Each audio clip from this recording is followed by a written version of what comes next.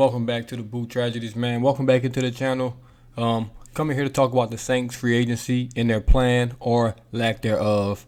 Obviously, they came out in free agency swinging, trying to make a trade for Deshaun Watson. Was in the running, but close, doesn't count. This isn't horseshoes. So he ended up going to the Cleveland Browns.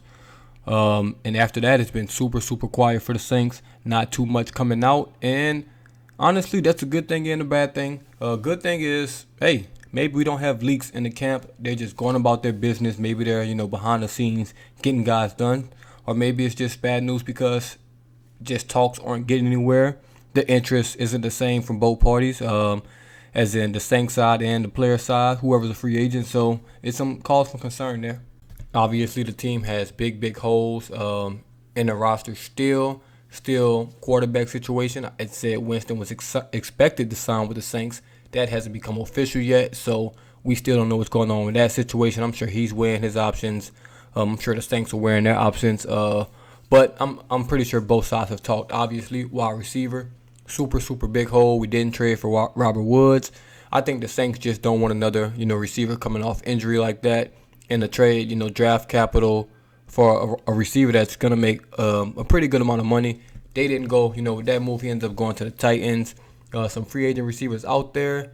I won't say anyone's a real game changer, as in like a franchise changer, number one guy, but it is some solid number 2 and number 3 receivers out there that we should definitely be taking a look at, and hopefully we're talking to. Next up is left tackle. Obviously, Armstead was a big piece of the team when he was healthy. He's a top tackle in the NFL, all-pro caliber tackle. He was pretty hurt last year. He's on a visit to Miami at the moment. The Dolphins are probably going to try to make him the highest paid offensive lineman probably in NFL history. They had the worst offensive line, in the NFL last season, them and the Bengals. So I'm sure they're going to spend whatever he wants in Miami to keep him there. And I think that's over with. I think he's going to sign with the Dolphins.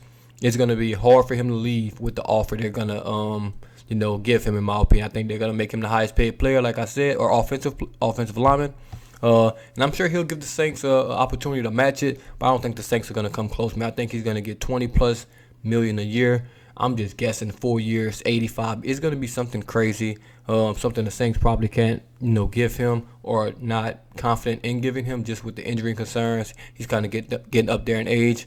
So we'll see how that plays out. Also, on the defensive side of the ball, I still think secondary is, I won't say secondary, safety is a cause for concern. I know we signed Marcus May, but I still think we need to, beef up that secondary, that safety spot, kind of that nickel spot where Malcolm Jenkins plays. If you looked at his contract, the way he restructured it, he's definitely going to be retiring soon. We didn't get Tyron. He was definitely too expensive for our taste, so that didn't happen. But I think we definitely need to beef up that secondary spot.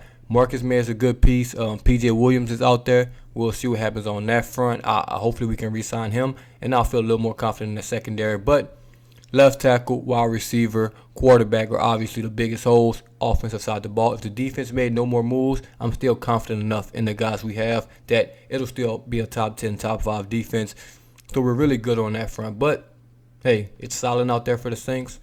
No moves have been made. No moves have been talked about as of late. But it's still early, man. I'm not panicking just yet. We'll see what happens with the team in free agency if they want to, pull off any trades or things like that. But, hey, no panic mode for me. I don't know if y'all are panicking just yet. It's not like names are flying off, the free agency list. Everyone was basically waiting on that Deshaun Watson domino to fall. It fell, but it's still been pretty quiet for basically every team out there. I think it's a slow free agency. Nothing wrong with that. Not a lot of news coming out from the Saints camp. I don't know about other camps and things like that because I don't really follow those teams. But on the Saints note, man, be patient. That's what I'm telling myself, at least, that we have to be patient. These things will work out. I trust Mickey Loomis.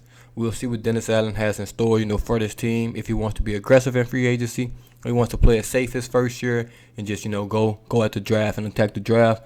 We'll see. Obviously, he came out aggressive, but it's kind of slowed down, in terms of reports and things like that. So we'll see what how it plays out for the Saints, because obviously we need these weapons. We need to fill these holes because this team is far from complete, very much incomplete right now. So we'll see what happens. Like I said, man, let me know what y'all think in the comments below. The Saints have been pretty solid this free agency. Yeah, and that's all from me. As always, this is the Boot Tragedies, and I'm out.